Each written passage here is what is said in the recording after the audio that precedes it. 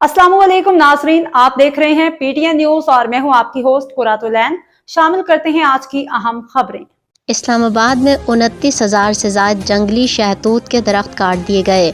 इस्लामाबाद में pollen allergy के खात्मे के लिए जामे हिकमत अमली। वफाकी दारुल हुकूमत में पोलन एलर्जी के मसले से निमटने के लिए मुहिम जारी है।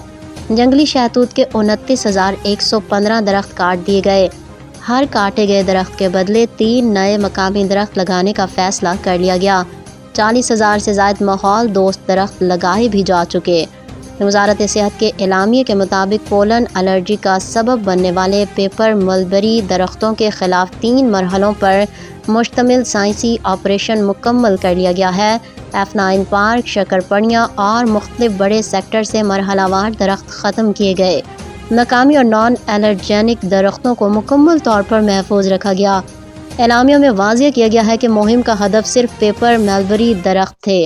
माहौलियाती तवाज़ुन बरकरार रखने के लिए हर उखाड़े गए दरख्त के बदले 3 नए मकामी दरख्त लगाने का फैसला किया गया।